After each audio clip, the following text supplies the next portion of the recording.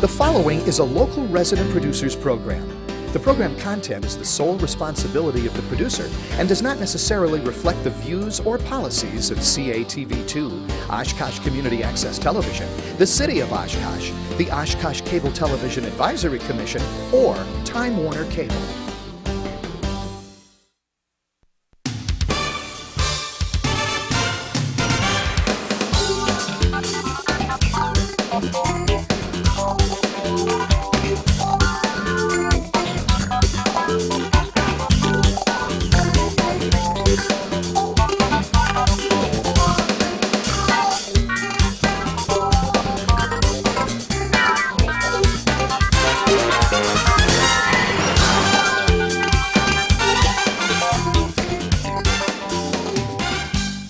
Hi everyone, welcome to another edition of Eye on Oshkosh. I'm Cheryl Hentz along with my co-host Tony Palmieri.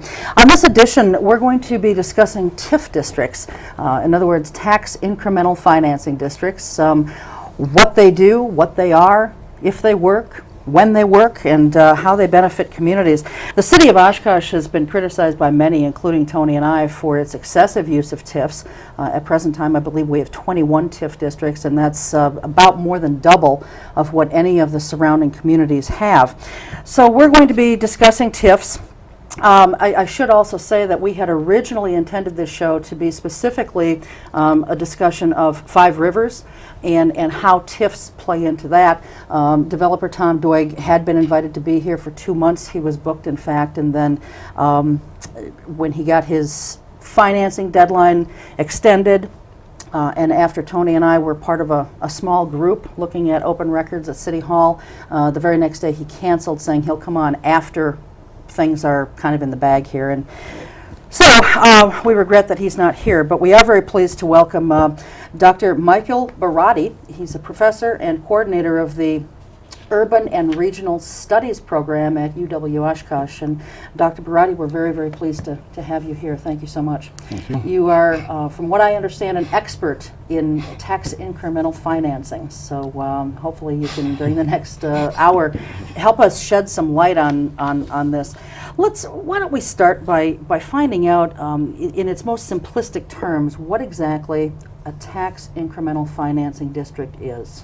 Okay, TIFs are financial tools that communities have, and they use it for the purpose of blight removal. In the mid-20th century, when industry started moving out to the suburbs, they left behind abandoned buildings, contaminated land, and so there was a need to redevelop these sites. It would be difficult to attract investment to these areas if the contaminated land was not cleaned up, if the abandoned buildings that were then derelict were not removed. So TIF allowed cities to raise money either using the funding from the general revenue sources or to float or sell bonds and use the money to clean up the areas that were blighted. Then they would invite development investors to invest in these blighted areas. Once the investment takes place and there's an increase in the property value from the investment location, these increments were then used to pay off the cost for clearing up the land and for removing the buildings. Okay. That is the way that TIF is supposed to work. And the money ought to be used for the provision of infrastructure and for cleaning up the soil and the property to make it possible for redevelopment to take place. That, in a nutshell, is how TIFs are supposed to work. Okay, so I have a piece of property. I'm the City of Oshkosh. I have a piece of property. You are Mr. Developer. You come to me and you want to develop something there. As an incentive for you to bring your business here, you ask me to help develop the land? Is that what basically you do? And then No, I would defer the property taxes on that. I would take out a loan or whatever I need to do to make my contribution to the project. And during the life of that loan, if you will, or that bond, or the life of the TIF, the property taxes are deferred. Is that correct? They are not deferred. Okay. Payment on the property taxes is made. Okay. But first you establish a base value Okay. for the area. Okay. So the base value is $50 million. Now with the investment, the property value and the tax revenues increase to, let's say, $80,000. Now the increment is what? The $80,000 minus the $50,000. That's the $30,000. That's the tax increment. Now the city has originally invested maybe $10,000 to clean up the site. Okay. So the money that is accrued from the increment is then used to pay off the city's debt to clean up the site. Until that debt is cleaned up or is paid off, the money continues to accrue for the TIF district. It doesn't go into the general revenue fund. It's not shared by the county. It does not go to special districts, such as in this case, the First Valley Technical College. Or the public school? Or the public schools. system. So first, the TIF debt has to be paid off before the money is shared by all of the governing entities. I want to read you a quote, Michael, from an economist named Daniel McGraw. He wrote an article in Reason magazine, which is a respected magazine. His article was called TIF, Giving Away the Store to Get a Store. Right. And let me just read you a quote from him and see if you agree with what he said. He said, largely because it promises something for nothing, an economic stimulus in exchange for tax revenue that otherwise would not materialize, as you've kind of just described, this tool is becoming increasingly popular across the country. Although politicians portray TIFs as a great way to boost the local economy, there are hidden costs they don't want taxpayers to know about. Cities generally assume they are not really giving anything up because the foregone tax revenue would not have been available in the absence of the development generated by the TIF. That assumption is often wrong. What does he mean by hidden costs? Well, there are several hidden costs to TIFs. Okay. And here's one, and I think the one that is most important is this one. Let's talk about the Five Rivers project. Yeah. Now, when the Five Rivers project is implemented and it attracts people to Oshkosh, they buy the condominiums, and let's suppose then that we have about 1,000 new residents in Oshkosh. They will need police service. Yep. They will need their garbage collected. They will need to use, perhaps if they are senior citizens, the senior citizen center. They drive on the streets, and the streets have to be fixed up. All of that money has to be borne by the city of Oshkosh. The revenue, the property tax revenue from the Five Rivers project goes to pay off the TIF debt. So while the city is paying for the services that are needed by residents in the Five Rivers project, it is not receiving any revenue for the duration of the TIF. In this particular case, 25 years. So the city will continue to bear the cost of providing services for the new residents without receiving anything in return for the project. So how And would that is a cost. how would the proponents of TIF justify those hidden costs? Because those sound like substantive costs. Yes. When you're talking about police, garbage, that's substantive. So what's the rationale for this? The rationale they give is that after the TIF is paid off in 25 years' time, if it is a successful TIF, then the increase in property tax revenue will accrue to the city of Oshkosh. It also, they argue, would bring about some economic multiplier effect in the community. There will be businesses that will supply, supposedly, residents with services because of the increase in population. And so these businesses will have an increase in revenue. And so these are multiplier effects that can benefit the community. But my guess is that the evidence is mixed on this. It is mixed. That there are studies that show that after 25 years this in fact does happen, and there are studies that probably show that TIF doesn't have this magnificent effect. Oh yes. In fact, some TIFs have been known to fail. So Yes. in Oshkosh, we have about 21 TIF districts. I believe 21. Well, it- 17 open TIFs and 4 that are closed. Okay. We don't know, and I don't know, perhaps you know, not all of them are healthy TIFs. And so when we have a healthy TIF, some of its revenue can be used to pay off the unhealthy one, Oh. the one that is not making revenue. And so not all of them actually generate the benefits that are anticipated. Let me just ask one more question. Sure, go ahead. With Oshkosh with 17 open TIFs, Cheryl mentioned this in her intro. Fond du Lac is second with 7 open TIFs and 3 closed. Neenah has 4 open and 4 closed. Appleton, only 2 open TIFs and 4 closed. Why, in your opinion, is Oshkosh so far ahead in the use of TIF? Well, because there are really no state regulations governing how many TIFs you can have. The only cap is that you have no more than 12% of your total assessed valuation in TIFs. And so as long as Oshkosh is not past the 12% assessed valuation of our property values, then we can continue to create TIFs. But most people, and I'm sure Cheryl, you would agree with me, most people would say that Appleton, Neenah, even Fond du Lac have done better at redevelopment than Oshkosh over the last 15 to 20 years. Yes. And they've done it without the extensive use of TIF. Yes. And yet we keep hearing in our city that redevelopment can only happen with this much use of TIF. Are we being sold a raw bill of goods here? Well, for developers, they know that they can ask cities for TIFs. They know that the tool exists.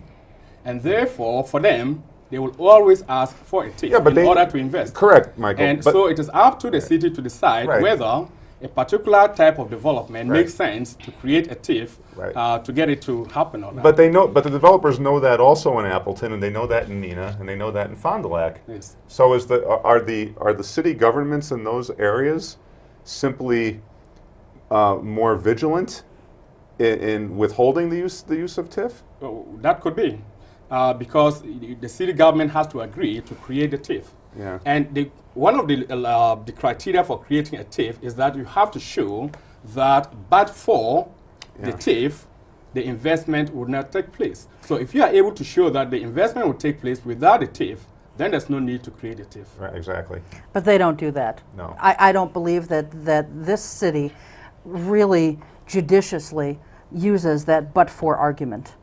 I think they throw it out there just as a carrot, and I think that that's the only thing that they use. As a matter of fact, 5 Rivers. Now, when I spoke with Tom Doig, the developer of this project, he told me that he did not first make the inquiry about TIF, that he was approached by Jackson Kinney, our Director of Community Development, about the TIF. Well, that's interesting. Kinney approached him. He did tell me, though, that he probably would not be doing the project if it were not for the TIF. So the but-for came in at the end as opposed to at the beginning where it's supposed to. You know, it's interesting because you had said that they're supposed to be used to clean up blight. Are there other conditions, Doctor, in which TIFs can be used?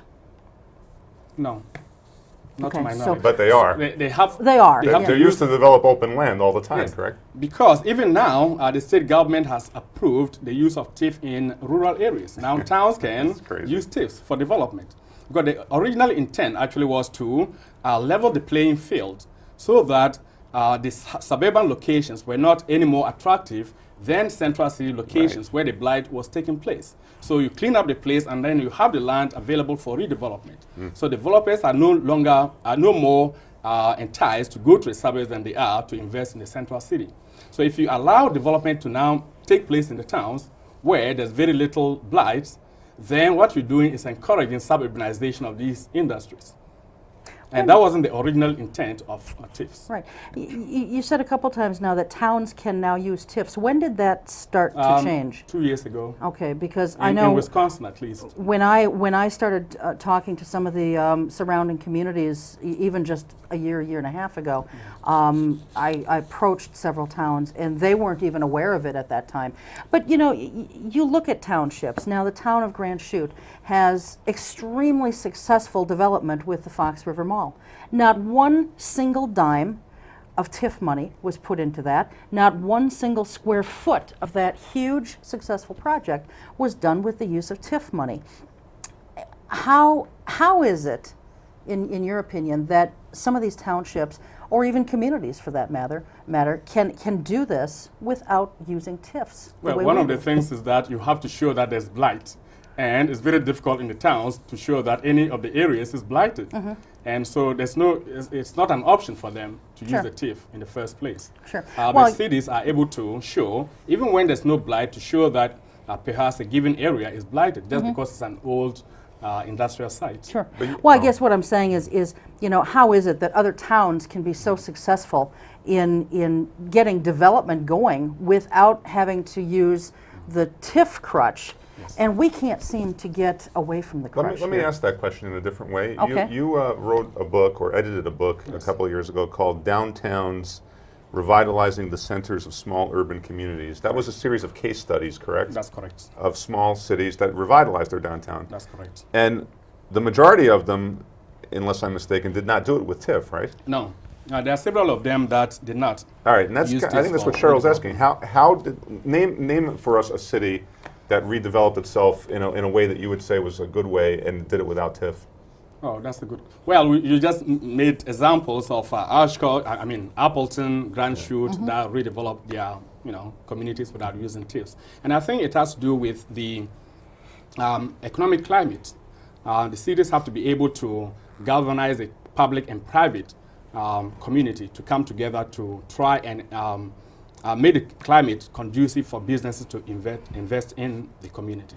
So I think it's the political as well as the economic climate that influences But that's what these small urban communities did? Yes. The communities studied in the book? Yeah, most of them had to use public-private partnerships for the redevelopment of their downtowns. All right, all right. Let's talk a little bit more about that but-for test. Okay. Because again, the law says that the TIF should not be granted, right?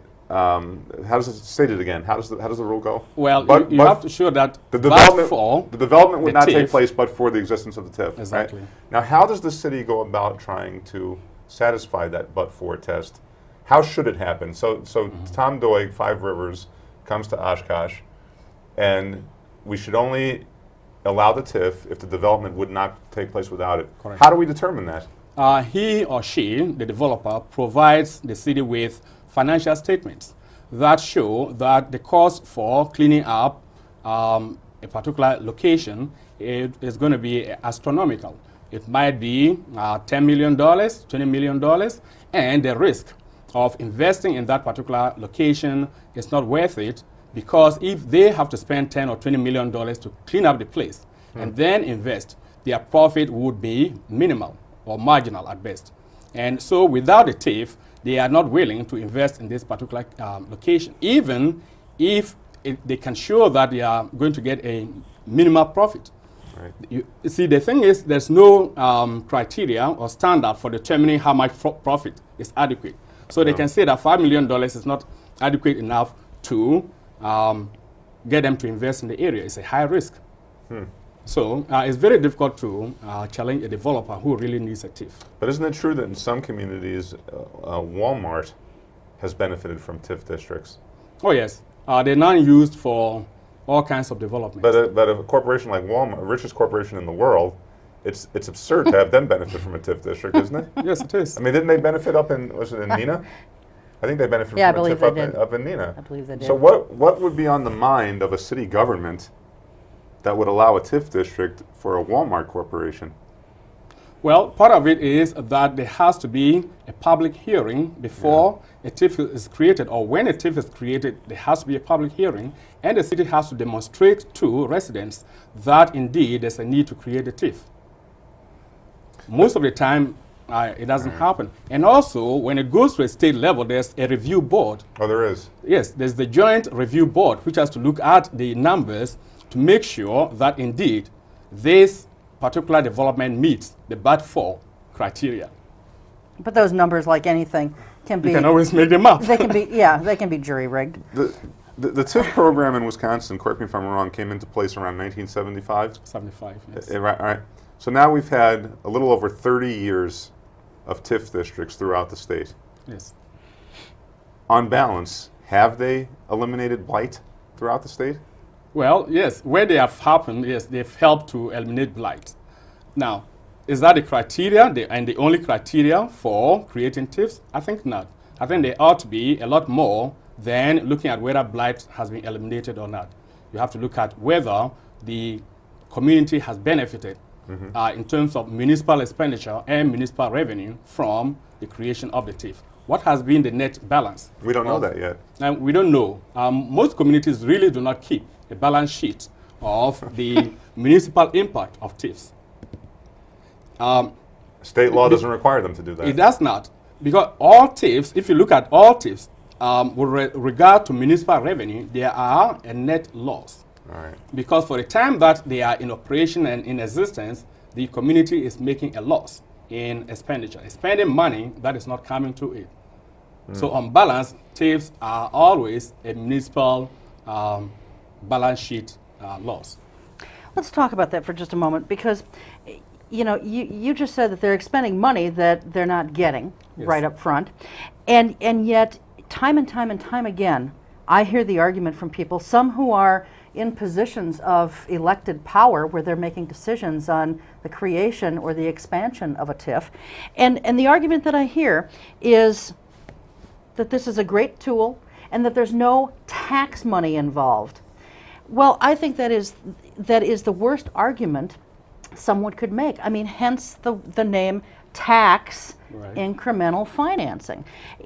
There are tax dollars involved, no matter how you look at it. And it may not be showing up on our tax bill right then.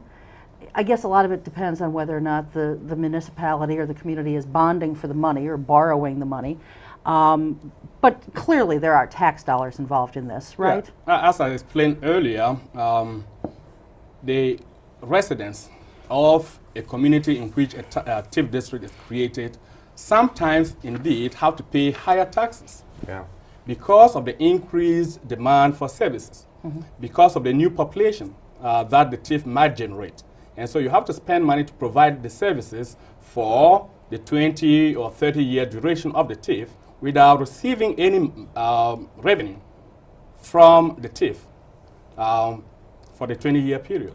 So yes, it does sometimes lead to an increase in taxes, because with the increased demand for services, there might be there might be a need to increase taxes so you can provide the increased services that are needed by the new residents. And along with that, some would also say, and they have said, that you have to spend money to make money. Well, that's fine and well, but there's no guarantee that a TIF is going to be successful, and you said that yourself. We've seen TIFs fail. There are ways, though, that communities can sort of hedge their bet, if you will.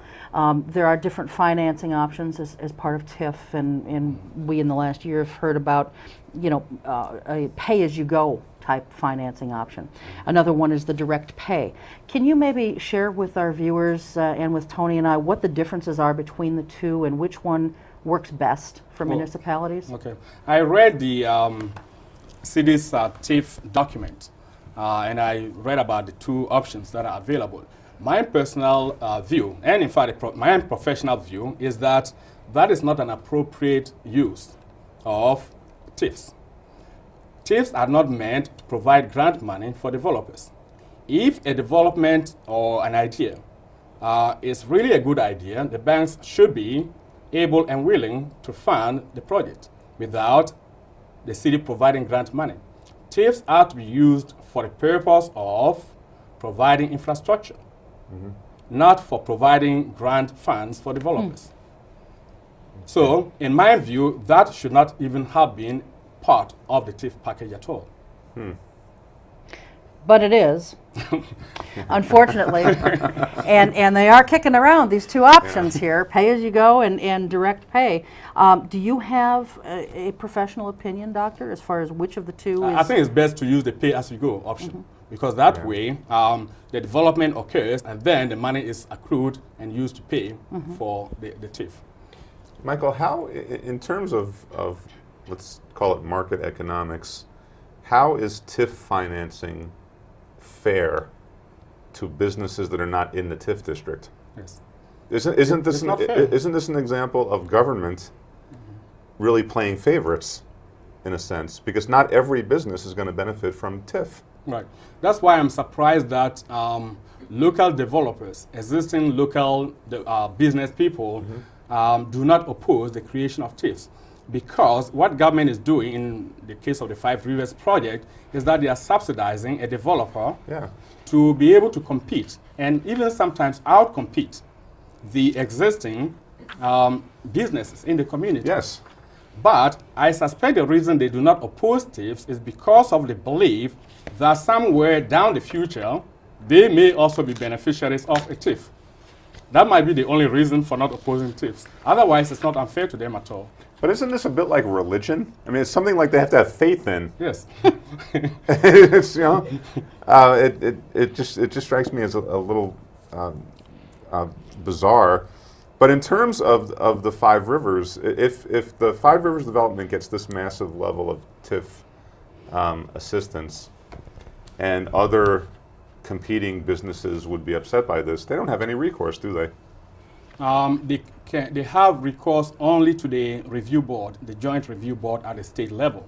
That is where they could make their views and opinions heard, and perhaps get them to deny the creation of the TIF. But that's not going to happen as a practical matter. It most likely won't happen. No.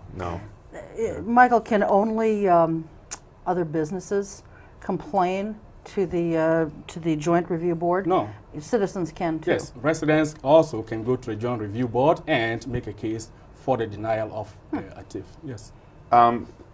Municipal officials, when we have this conversation, municipal officials all say the same thing. We don't have any other economic development tool. And you've heard this, right? Oh, sure. TIF is the only economic development tool that we have. Is that true? Well, it's the most popular tool Yeah. that is used for economic development now, not only in Wisconsin but throughout the country. But there are other options. And the other options that are available, one of the other options available is the use of tax credits. Tax credits. Tax credits, and they have been used. In fact, the largest low-income housing program in the country today is funded through tax credits, and is done by the federal government, and it works through the tax system. In fact, at the state level, there are what are called enterprise zones. You may have heard of them, the Yeah. EZ program. They also use tax credits. And I prefer tax credits to the tax increment finance program, because with TIF, the expenditure is made before the investment takes place. With the tax credits, the investment has to take place, and then the developer or investor would then recoup their money by filing for a tax refund. And so I think the best option, in my view, for replacing TIFs is to use the tax credit program. But it has to be a state-level tax credit program, because municipalities have no authority to implement this program unless it is adopted at a statewide level. And we don't have this in Wisconsin. We do have the enterprise zone program. We do have that. Right. That was used in an experimental basis in Fond du Lac, for example, but it's not a statewide program. All right. Well, you know, I think that communities have to start learning how to be more enterprising and using some of these other tools, because, you know, if you can only get up to 12% of your total assessed value, have that locked up in TIFs, you know, what do you do for economic development then when you reach that 12% threshold? Then you either need to start being creative about using other means of developing, or your development just comes to a screeching halt. Yes. The other assumption that communities make all the time, which I think is mistaken, is that they believe that economic growth can only happen when you have somebody come from outside to have an investment in the community. In fact, most jobs are created by the expansion of existing businesses and by new businesses that take root in the community, not by the attraction of investment from outside. And so we are placing our priorities, in my view, on the wrong strategy. We should, in my view, focus more on helping existing businesses to expand and also to nurture local entrepreneurship, so that we have graduates from our university invest and create businesses in the community.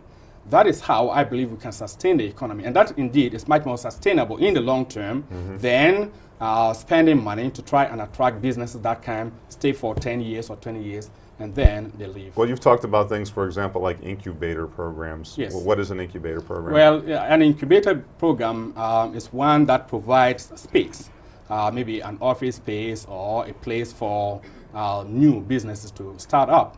So in the time that they are in the perhaps R&D, research and development stage of development and developing prototypes of their product, they do not pay rent, or they pay rent at a very low rate, so that they are able to develop their products and get into the market.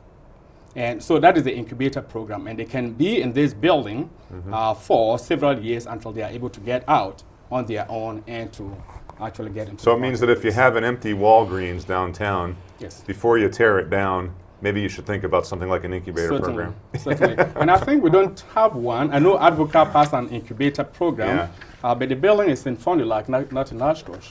So here we don't have any incubator. Are there some cities in the Fox Valley that are using incubator programs? Fond du Lac, as I mentioned, does have an incubator program. I suspect Appleton has an incubator program as well. Yeah. So it just seems like we're slow to get to these things here. Seems like it. Yeah. Well, I have heard. Is it just inertia? Is it organizational inertia? Just the inability to change because we've been doing things the same way for so long? I think that's part of it. Yeah. And it may also be that we are unaware of alternatives. Yeah. Well, as I was going to say, I had spoken with someone from OCDC, which is now OAEDC, I believe they're called. Yeah. I interviewed them for an article that I was writing probably about 3 or 4 years ago, and they had indicated to me that they had an incubator program. But here we are, and no one's heard of it. So again, I think that comes down to OAEDC. Formerly OCDC, not really marketing itself or its programs very well, and that's probably another problem.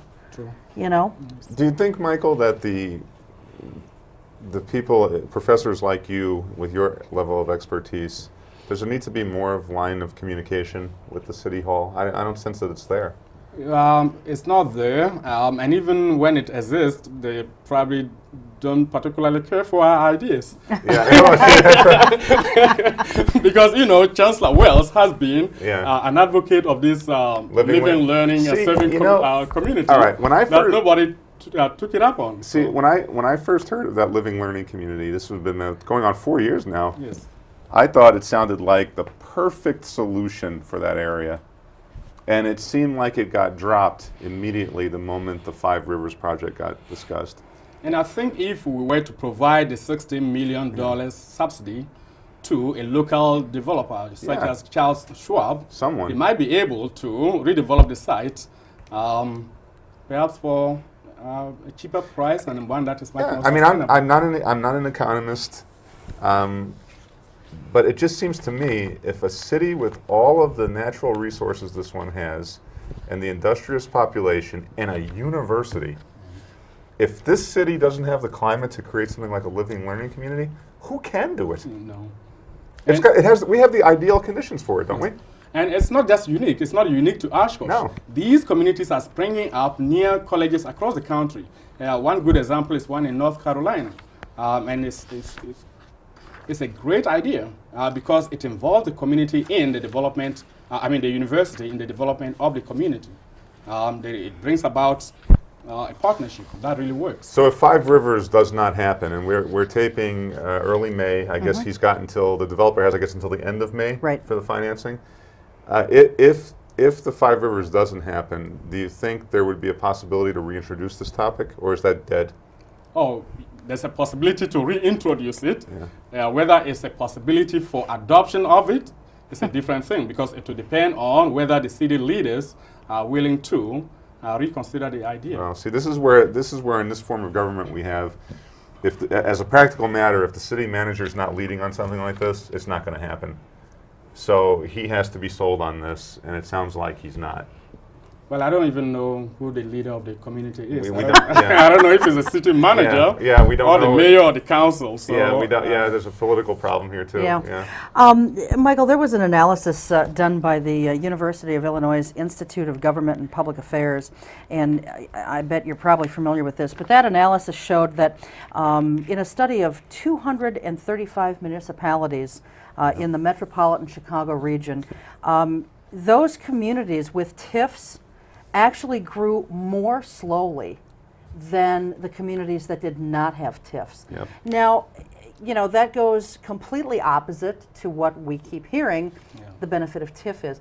What would make, you know, what would cause an area with a TIF to grow more slowly? Well, actually, if you look at it critically, it makes sense. Why? Because when you have several TIFs in a community, the demand for services may be higher, but the tax increment doesn't go to the general revenue. And so in order to meet the increased demand for services, you have to tax people more.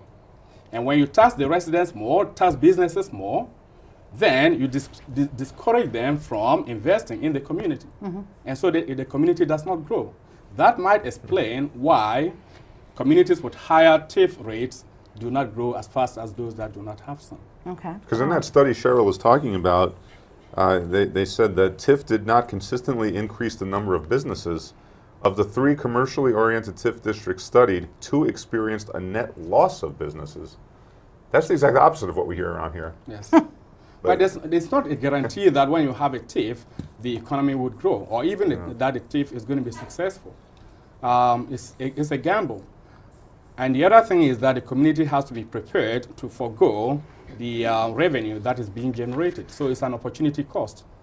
And we have to agree or accept the fact that the opportunity cost may not be worth it in the future, 20 years down the road, 30 years down the road. Is it fair to say that TIF has largely become a kind of corporate welfare now? That it's largely bigger developers that benefit from it? It's not small developers that benefit from it, right? Well, that's accurate. You rarely see the use of TIF to encourage small business development. It's used most of the time for signature projects. And yet in the mid-'70s, was there the idea that it would assist small business development? Well, it wasn't supposed to be neutral. It wasn't supposed to be either for large or small businesses, but I don't think that the creators of TIF started in California thought that it was going to be used primarily for large-scale development. I know every time someone comes out with a criticism of TIF, either the planning department director or someone comes out with all the data on how the property values have increased, right? What's the flaw in that defense of the TIF? Well, you are starting out with basically nothing. Yeah. And so, of course, there has to be an increase in the property value, you know. So that doesn't really convince, it shouldn't be that convincing. Any development would increase property value. Any development would increase the property value. So it's really not something that we should be proud of. Right. The Republicans claim they believe in free market and government shouldn't intervene in the economy. But TIF is a classic example, isn't it, of government intervention in the economy? Well, it is an intervention, but it's an intervention that benefits big business. Yeah. In that case, it's good business. All right, I gotcha. Okay, so not all interventions are created equal. Right, but again, that's why I think we should move away from the use of TIFs to the use of tax credits. Yeah. Because with tax credits, the market determines whether a particular investment is feasible or not.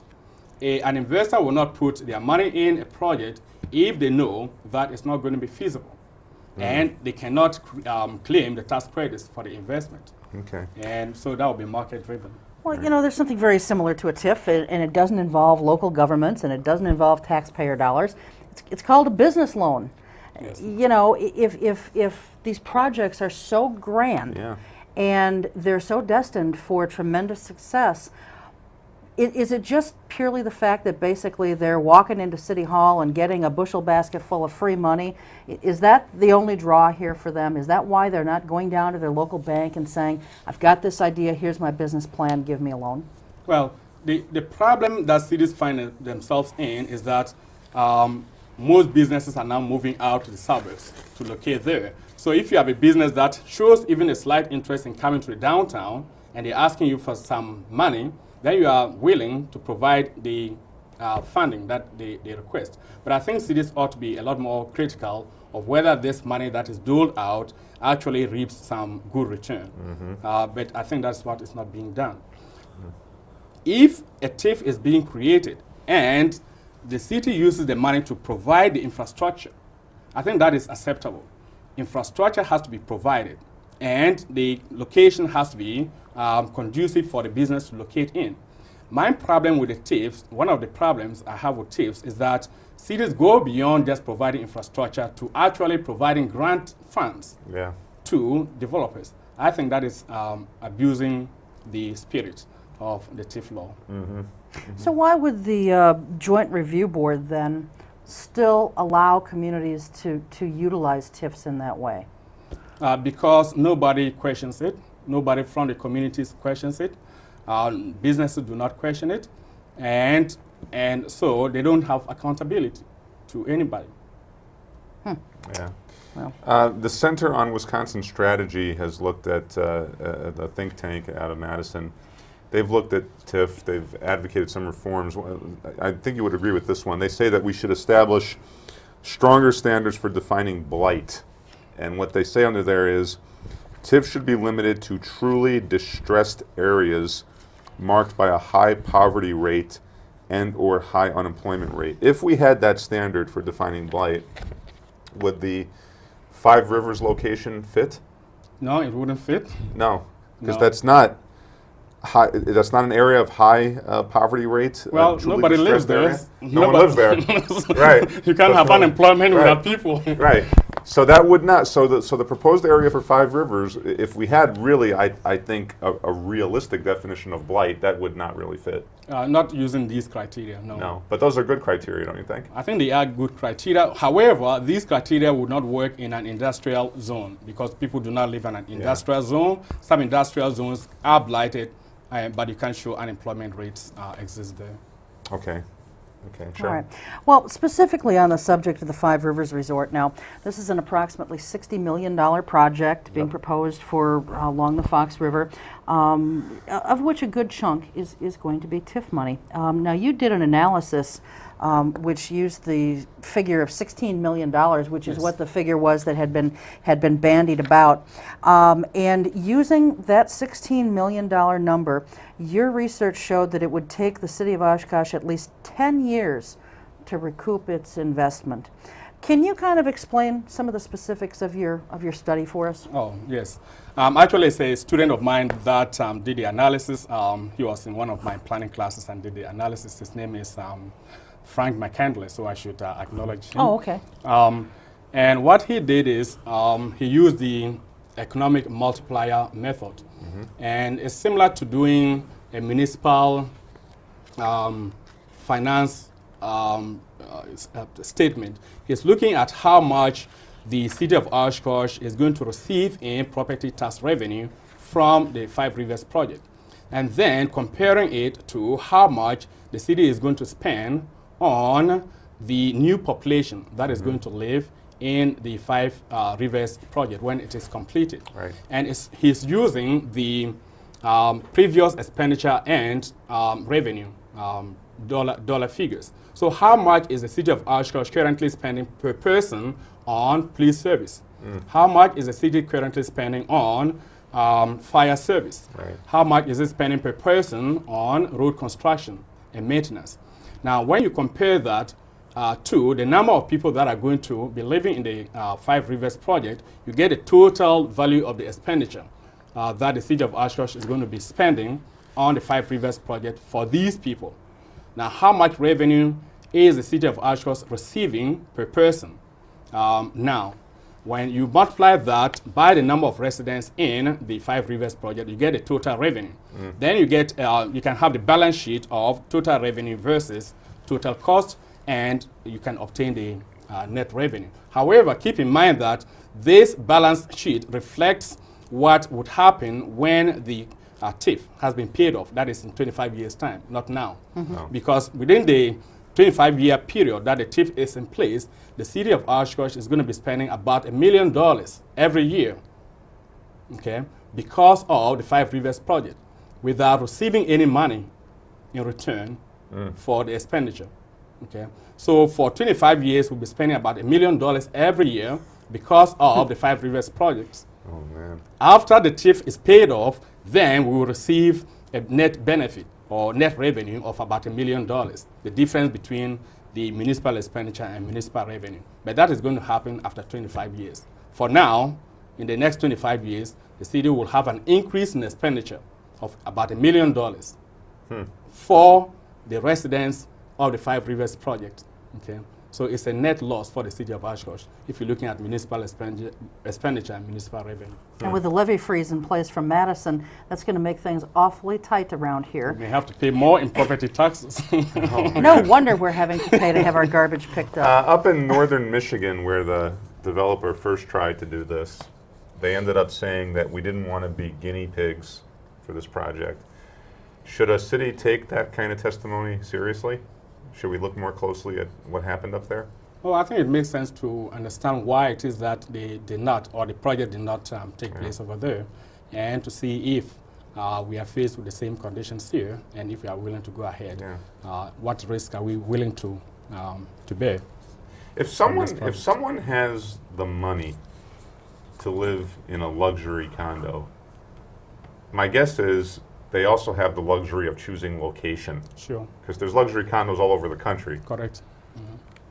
What's the theory as to why they would choose Oshkosh? That's what I have not. That's what I have not. And I love my city. Yes. But what I have not understood about this from day one is why are they going to choose this? Well, I think that's for the developer to answer, but for me, that is why I suggested in an op-ed in the Northwestern that they have to make the development unique.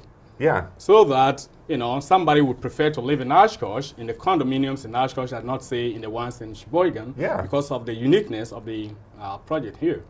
But if it's just developed as any other condominium, then it really does not distinguish itself from the thousands of other condominiums. You've been following this now for a couple of years. Has it established the uniqueness? No, it has not. No. Do you know what the uniqueness is? No, although I don't know that these are going to be things that the people who buy them are actually going to live in these units. I think they're going to be renting them out. That's true. To people traveling, or maybe people here temporarily, as they come into town to maybe start a corporate position or whatever. Maybe they're going to be staying there until they can find housing. I don't know, but I did not get the sense that they were going to be lived in by the purchaser. All right. And if we are really interested in building neighborhoods in the downtown, then it doesn't make sense to have a development that only has people come in to stay for a week or two and then leave, or people who buy the condominiums and rent out to others. Because that doesn't create a neighborhood. It doesn't create a real community. Michael, it looks like at least two members of the council, Mr. Esslinger and Mr. Bain, have said that they oppose the project. There's a strong chance that Mr. McHugh would oppose it. Let's assume, for the sake of argument, that there's 3 votes out of 7 against the project. Does it make sense for a city to go forward with this level of expenditure with a divided government that way? A $60 million project with substantial TIF investment on a 4-3 vote, is that wise? Well, if we know that this development is actually going to survive over the long term, over the 25-year time period. But how would we know that? Then it may make sense to support it. But how could we know that? And since we do not know, we have to decide whether we want to bear that risk or not. Yeah. And it has to be a collective decision. Is it a public good that that particular location be redeveloped? If we're just satisfied with having a building there, whether it really brings revenue to the community or not, whether it creates economic growth or not, then it may be worth pursuing. If we are not ready to bear the risk of a 25-year project whose outcome might be debatable. Well, tell us, Michael, I want to make sure people understand this. Lay out for us what is the worst case scenario. Let's say at the end of May, early June, council says, yeah, go for it. And he breaks ground in September. This is going to happen now. Yes. What's the worst case scenario for the taxpayers? Well, the worst case scenario might be that the condominium project, Five Rivers project, is built. He receives the tax benefits for 25 years. the city pays the $1 million every year in increased services because of the project. And at the end of 25 years, the project collapses. And he picks up and leaves. And we are stuck with a building that we cannot reuse for anything because it's designed specifically for particular uses. And so we have another park plaza next door that we have to try and figure out how to bring to economic use. That would be a big dilemma. That would be a We could knock it down and make another park. Would that be the there? That would be the there, yeah. Okay. And All right. actually, you know, you're using 25 years. I think Oshkosh has a history of going a little bit longer in their TIFs, like 27 years, I think, is one of the norms, and which that makes it even worse. You know, go ahead, Tony. Are there lessons from the Park Plaza that we should be learning? Oh, yes. The fact that we are unable to retrofit it for other uses, I think it's a big lesson.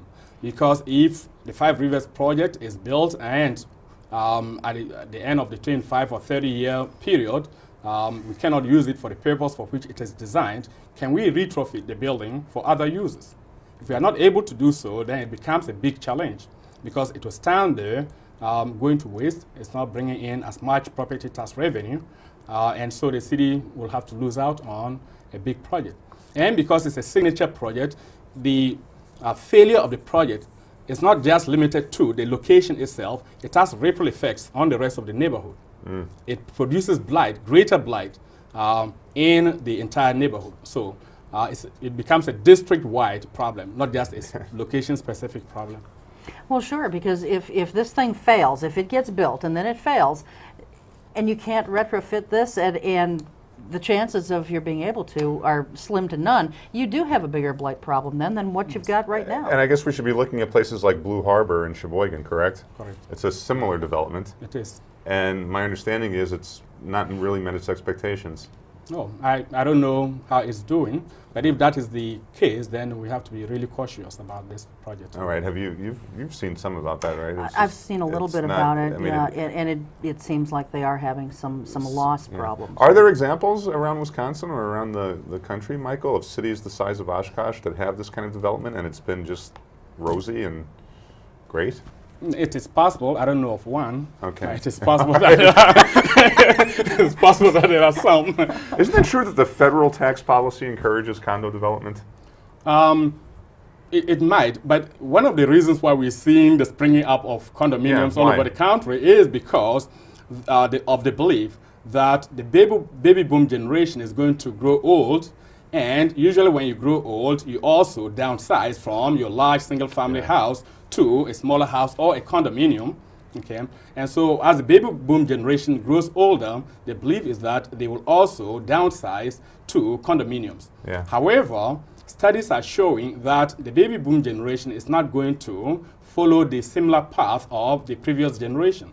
They are living longer and healthier lives, and therefore fewer of them are likely to downsize.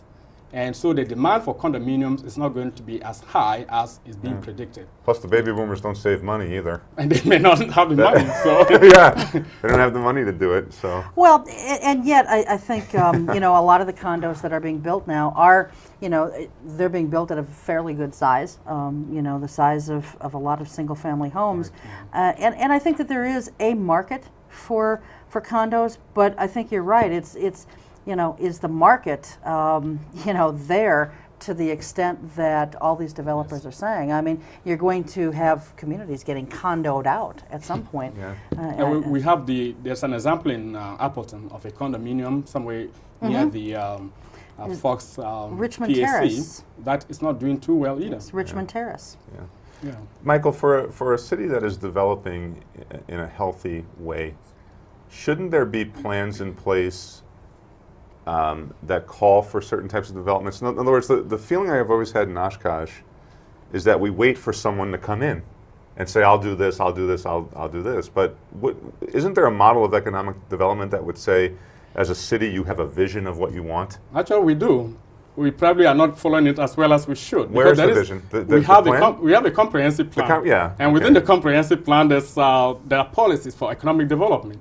But does the Five Rivers not fit in with that comprehensive plan? I have to go back to look at the comprehensive plan. It calls for the redevelopment of the downtown. Right. It is not specific as to what type of development should take place in the downtown. Or the LDR consultants plan, which was very popular with the city for a while. You remember that plan? Yes, I do. Would that plan call for something like this? Plans really don't call for specific They don't. type of land don't. uses, no. They will provide incentives or the broad policies for redeveloping the area. What specifically takes place is usually left to the market, or in our case, a subsidy. Because in my opinion, the best development we've seen in Oshkosh downtown has been by the small, the artist community, the restoration community like Terry Labe, and yet the city's interest seems to be in the big, powerful developers. Yes. But it's been those smaller folks that really get things moving. Wouldn't you agree? Exactly. That's what I said earlier, that economic development takes place incrementally, and most of the time by local entrepreneurs, not by the fly-in, by-night entrepreneurs who come and build these signature projects, and with the objective of recouping their money and leaving if it fits. Well, and in the case of Mr. Doig, it doesn't sound anyway like he really has a proven track record. No. And I think that's one of the concerns of Councilman Bain, Yes. for sure. Go ahead, Tony. All right, Do you have it sounds anything? like you're saying, Michael, that even if at the end of May, the developer finds a way to get the financing, it sounds like you're saying there still may be good reasons to say no to this project. Mm-hmm. Yes. All right, and I'm scared now because the city seems to have said, if he has the financing, that's it, right? He's getting us. That is kind of the school of thought, I think. And you seem to be saying that we could be setting ourselves up for, I think we need to be cautious I about agree. such projects. As I said earlier also in an op-ed in the Northwestern, I think that we need to diversify the risks, spread out the risks, Yeah. involve the university. We know that the university is going to be here forever. You and I may retire after 10, 20 years, but there will always be students to educate. They will need classrooms, and the university is planning to build a new classroom. This is something that the university could partner with Tom Doig or any developer to provide classrooms, learning centers Yeah. for the university. It's not too far off from campus. And so together we can use some of the facilities that are being built there. But if they are designed specifically for one use and they do not yield themselves to other uses, then that becomes a problem. yeah. Well, and this is especially troubling because, then you've got the Pioneer Inn, which is developing a similar type setup Yes. with rooms for non-owner occupied residents or purchase arrangements, and yet they're doing it with their own money. Correct. They're not asking for one thin dime from the city. And that's very discouraging. So anyway, thank you very much. It's been fascinating, and we hope that you've enjoyed the hour as well, and that you'll come back and share some more of your expertise with us in the future. So, It was a pleasure being here. all right. Tony, thank you. And as always, thanks to all of you for letting us in your homes for the last hour. We will see you next time. Until then, take good care and keep your eye on us. We've got our eye on Oshkosh.